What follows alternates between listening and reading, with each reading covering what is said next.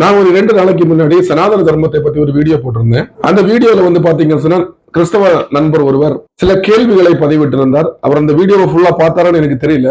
இருந்தாலும் அவருடைய கேள்விகளுக்கு மதிப்பளித்து அந்த கேள்விகளுக்கு விடை சொல்லக்கூடிய நிலைக்கு தள்ளப்பட்டிருக்கிறேன். இந்த வீடியோவை தொடங்குவதற்கு முன்னாகவே என்னுடைய நிலைப்பாடு என்ன அப்படின்னு நான் சொல்றேன். நான் கிறிஸ்தவ சமுதாயத்தை சேர்ந்தவன், இயேசு கிறிஸ்துவை தெய்வமாக வழிபடுபவன்.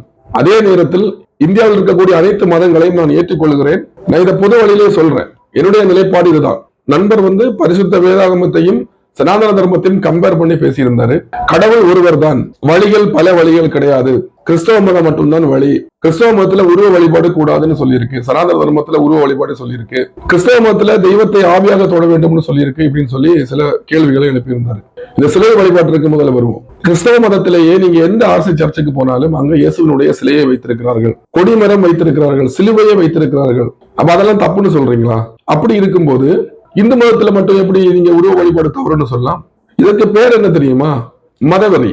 சரி, நண்பர் கூறியது போல கிறிஸ்தவ மதம் மட்டுமா இருந்தது? நான் கிறிஸ்தவ சமுதாயத்தை பின்பற்றுபவன், எனக்கு கிறிஸ்தவ மதம் தான் இறைவன் அடையக்கூடிய வழி.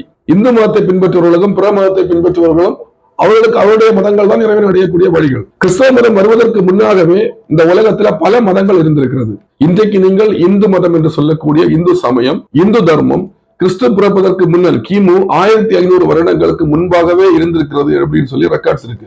யூத மதம் கிறிஸ்து பிறப்பதற்கு 1000 வருடங்களுக்கு முன்பாகவே இருந்திருக்கிறது. பழைய காலத்துல வந்து பெர்ஷியான்னு சொல்லக்கூடிய இன்னைக்கு இருக்கக்கூடிய ஈரான், அந்த ஈரான்ல ஜுராஸ்டினிசம் அப்படின்னு ஒரு மதம் இருந்திருக்கு. அது வந்து கிறிஸ்து பிறப்பதற்கு 1000 வருடங்களுக்கு முன்பாகவே இருந்திருக்கிறது. பௌத்த மதம், சமண மதம், இது இயேசு கிறிஸ்து பிறக்கும் போது ரொம்ப பாப்புலரா இருந்த மதங்கள். கிறிஸ்துவுக்கு முன் 6வது ஆண்டுல தோன்றின மதங்கள். சீன தத்துவம் கிறிஸ்துவுக்கு முன் 6வது ஆண்டில் தோன்றிய தத்துவம். அதே போல எகிப்து, கிரீஸ், ரோம் நகரங்கள்ல பல தெய்வ வழிபாடுகள் இருந்திருக்கிறது. அந்தந்த மதத்தை பின்பற்றக்கூடிய மக்களுக்கு அவங்க மதம் தான் இறைவனை அடையக்கூடிய வழிகள். இதுதான் சனாதன தர்மம் கூறுகிறது. இதுல நீங்க இந்து தர்மத்தை ஸ்பெசிபிக்கா எடுத்து பாத்தீங்கன்னு சொன்னா, இந்து தர்மத்துக்குள்ளேயே காணபத்தியம் என்று சொல்லக்கூடிய விநாயகர் வழிபாடு, சைவம் என்று சொல்லக்கூடிய சிவன் வழிபாடு, வைணவம் என்று சொல்லக்கூடிய திருமால் வழிபாடு, சாக்தம் என்று சொல்லக்கூடிய சக்தி வழிபாடு, கௌமாரம் என்று சொல்லக்கூடிய முருகன் வழிபாடு, சௌரம் என்று சொல்லக்கூடிய சூரிய வழிபாடு, இது எல்லாமே இந்து தர்மத்தில் இருந்த வழிபாடுகள்.